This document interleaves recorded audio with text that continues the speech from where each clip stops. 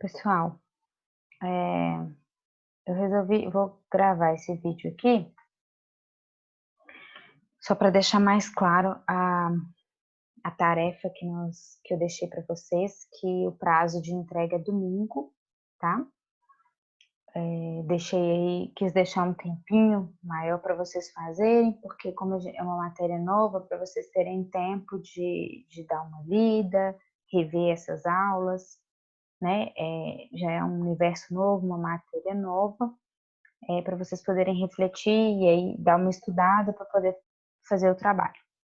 Bom, o objetivo do trabalho é fixar bastante essas características, principalmente as características do poder constituinte originário, tá? Espero que vocês se debrucem sobre esses conceitos, quais são essas características que representam, que são inerentes ao poder constituinte originário.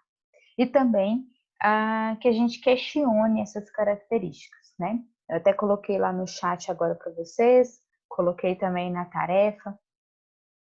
Tá, o poder constituinte originário é autônomo, é independente, mas é sempre, em todas as situações, qual que é a medida dessa autonomia, dessa independência? É isso que eu quero instigar vocês a pesquisar e a debater, ok? Se vocês quiserem, às vezes vocês podem fazer reuniões de Zoom juntos. Eu tenho alguns alunos que estão fazendo e debater mesmo esse assunto é bem interessante que vocês façam isso. E aí, antes de trazer as questões propriamente ditas, eu já trouxe para vocês algumas linhas, né? Algumas questões que já são levantadas pela doutrina por alguns autores e que questionam principalmente essa autonomia, essa ausência de limites do poder constituinte originário. E eles falam assim, peraí, esse poder político aí, do poder constituinte originário, tudo bem, muito bonito, ele tem que ser bem livre mesmo, ele é um poder político que não pode ser limitado juridicamente pela ordem jurídica anterior, mesmo porque o conceito dele, né, o fato dele ser inicial, é justamente porque ele está rompendo com a ordem anterior, mas também não significa ir para o outro extremo de admitir que ele possa fazer então o que quiser. E aí, o primeiro questionamento, vamos dizer assim, a primeira corrente, a primeira linha, é essa linha que entende que princípios de justiça, princípios de direito natural, normas e princípios de direito internacional têm que ser reconhecidos como limitadores do poder constituinte originário, tá?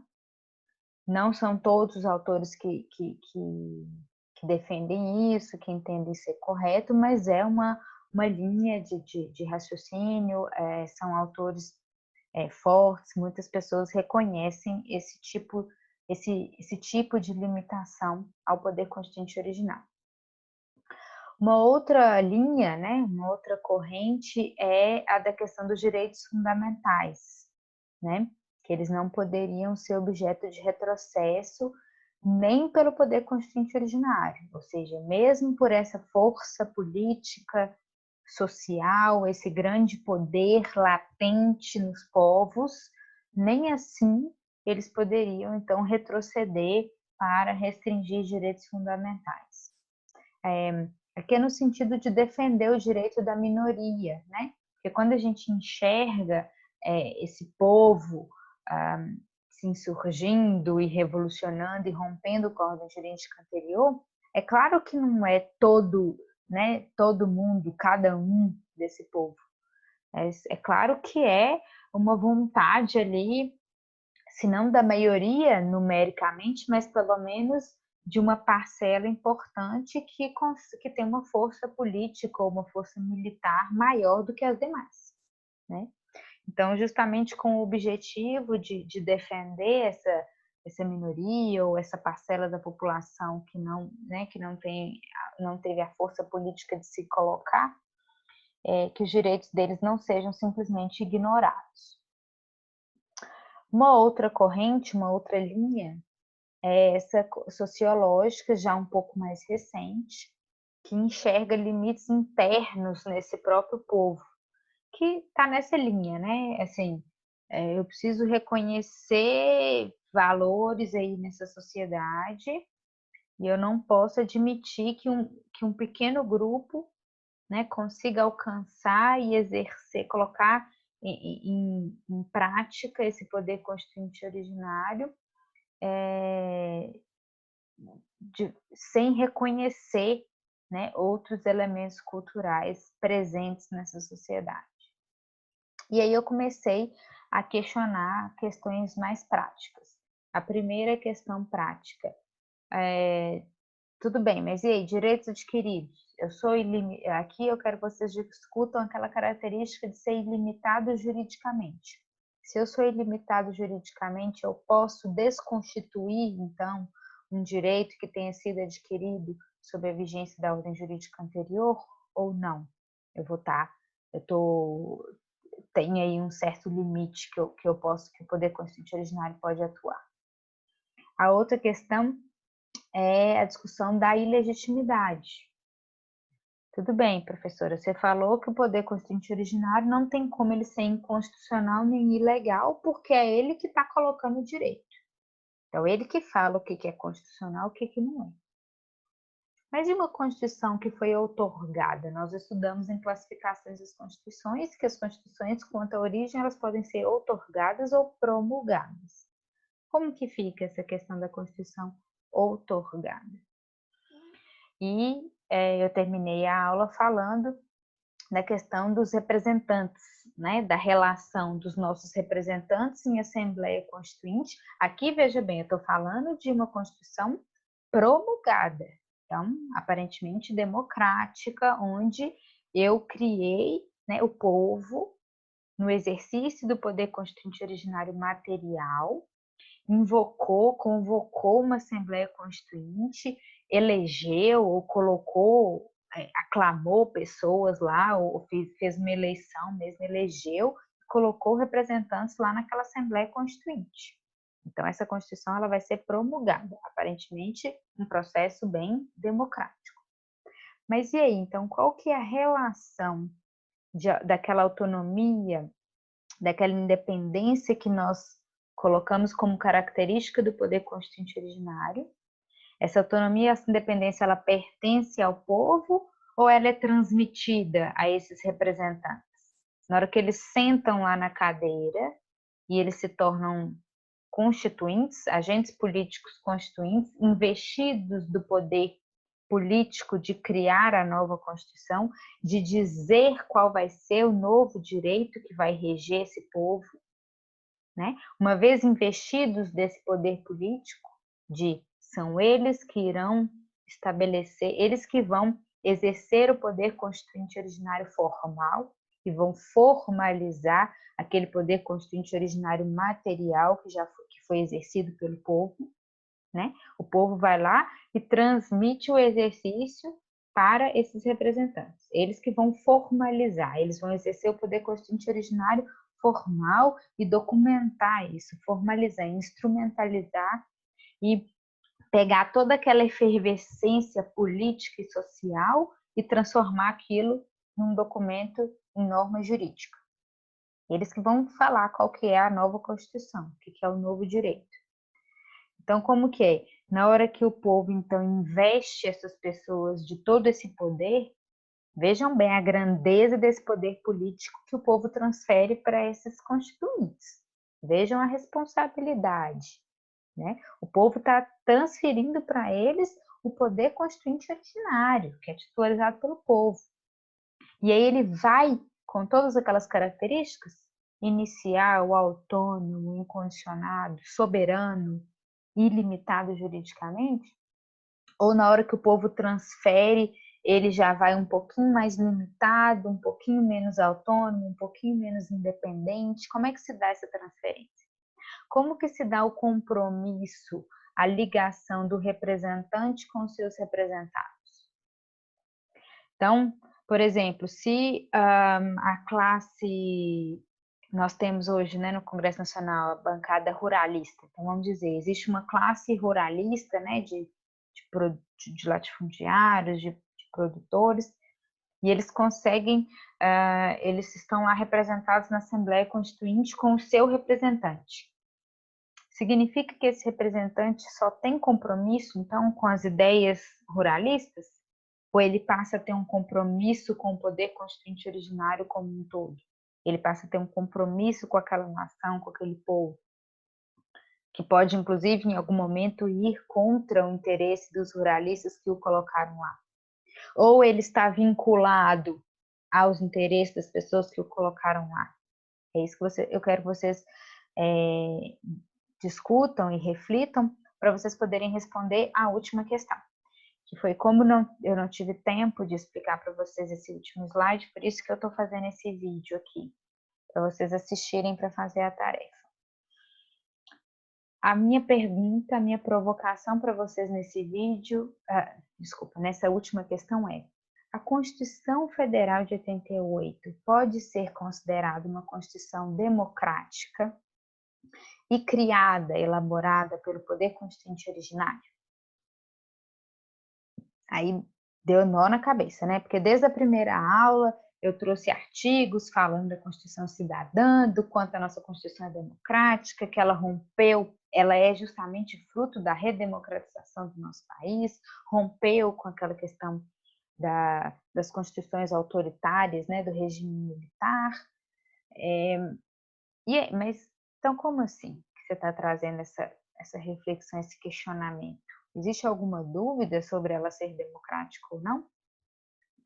Aí é que tá, tem algumas peculiaridades da nossa Constituição de 88 que eu quero trazer para vocês.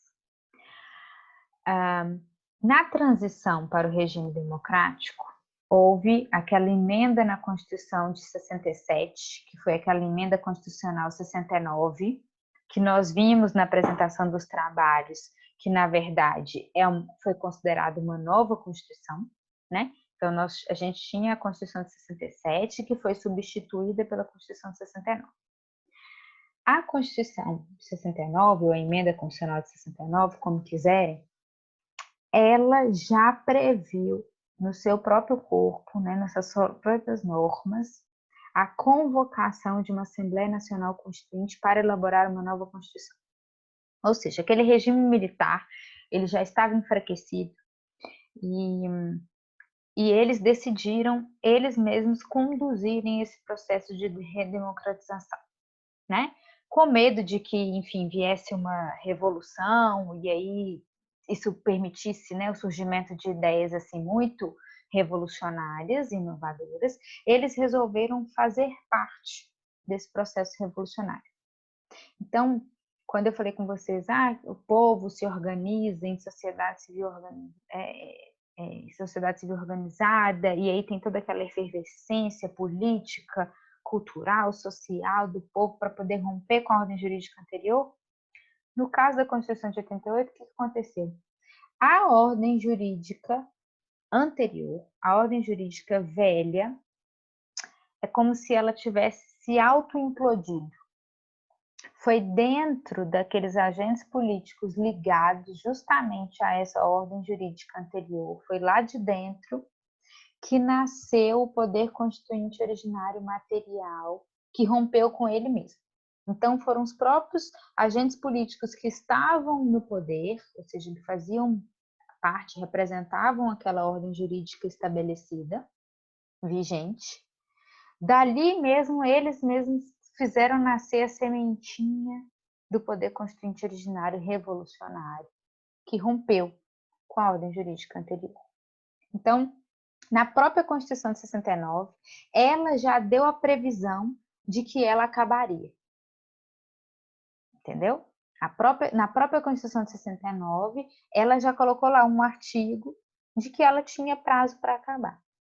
Que um poder constituinte originário já estava ali se movimentando, nascendo, e ia, então, criar uma nova Constituição.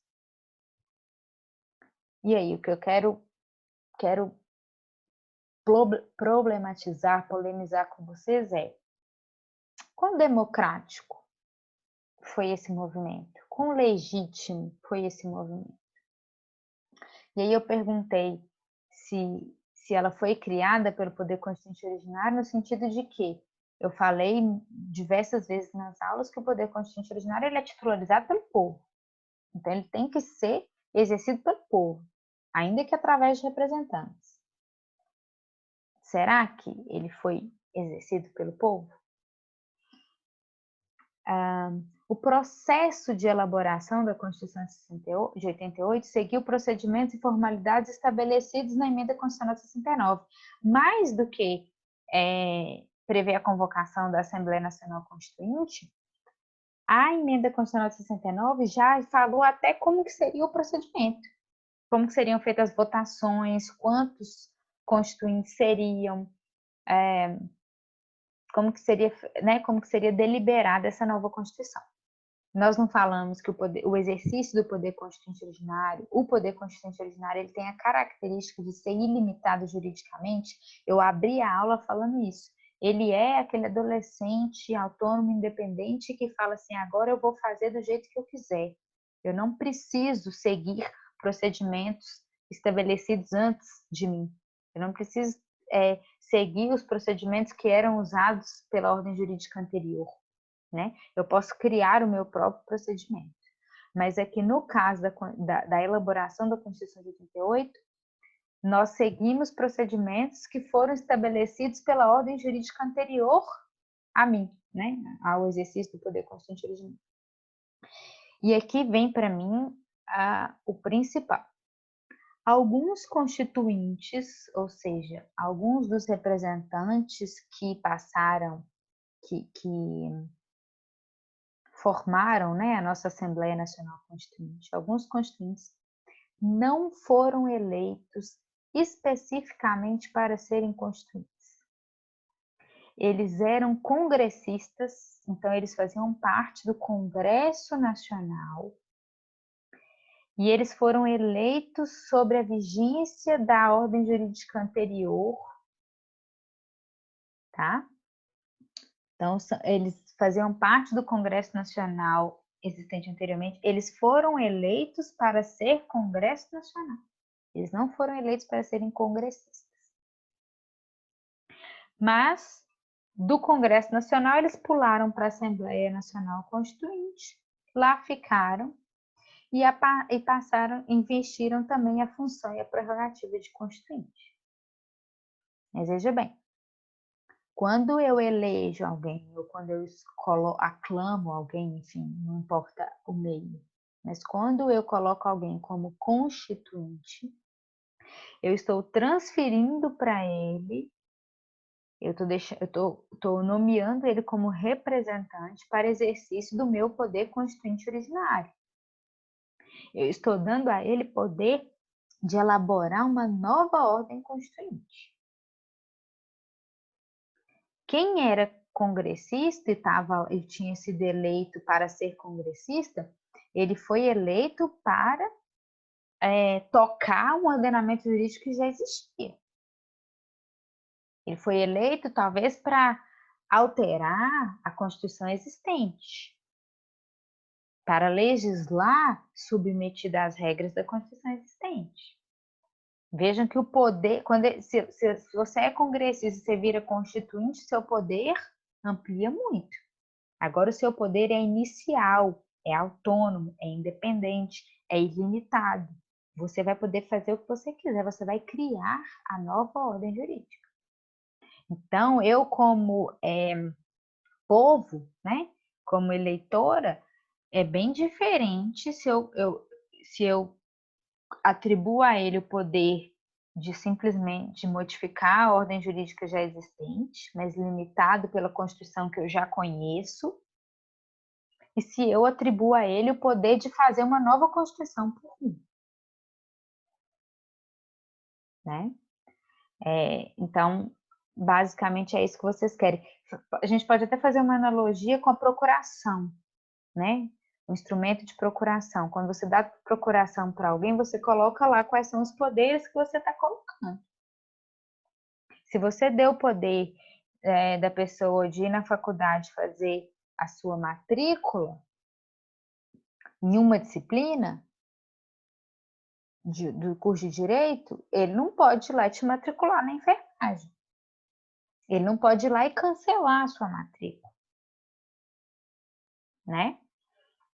Você não confiou a ele para tomar uma decisão tão importante na sua vida. Você confiou a ele para tomar decisões menores que você já conhecia. Você já conhece aquele ordenamento jurídico, então você sabe ali mais ou menos até onde esse seu representante pode ir. É bem diferente de você nomear alguém seu representante e falar assim: crie uma nova Constituição para mim.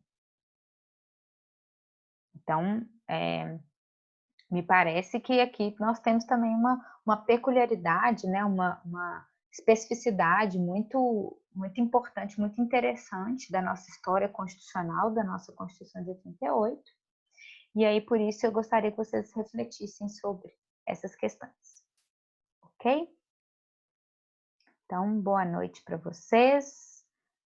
Acabou que a aula, né, acabou meio de repente, nós não nos despedimos, então fica aqui meu boa noite. Esse videozinho fica já como a aula de amanhã e até domingo estudem essa parte inicial da matéria, respondam essas questões. Na semana que vem nós teremos, eu vou gravar aulas para vocês, já prosseguindo em poder constituinte, já vou entrar no poder constituinte derivado e falar das 3 modalidades, do reformador, do decorrente e do revisor, ok? Boa noite, até